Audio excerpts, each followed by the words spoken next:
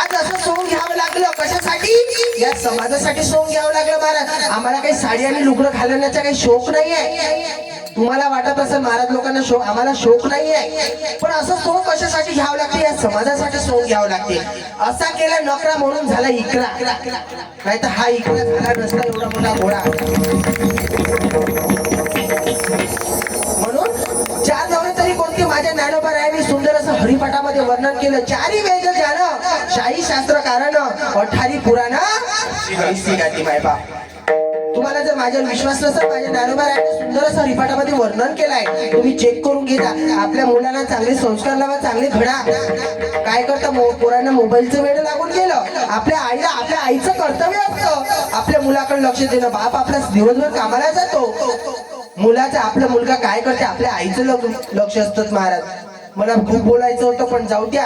काय का असे ना महाराज, तुमच्या गावामध्ये येण्याचा योग म्हणजे आपले सौरव महाराज झाकी मास्टर यांच्या माध्यमातून मला तुमच्या मायबापाचं दर्शन झालं. त्यांच्यासाठी जोड्यात टाळ्या वाजवा. माझं बाबा राहायची काय पण थोडं पाहते जीवानं पायीवरी महाराज. जसं की आपण चालता चालता आपली चप्पल जर तुटली तर आपण जमाराकडे जातो आणि तिला शिवतो, परत चपलीचं स्थान देतो.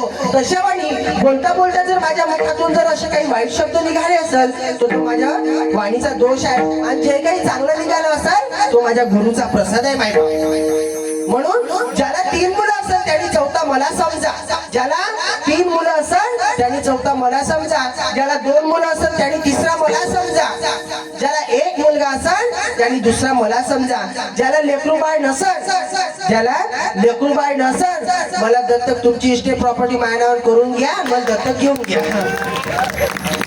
काय म्हणून सुंदर असे पक्वाज वादक मृदुंगाचार्य महाराज नाव काय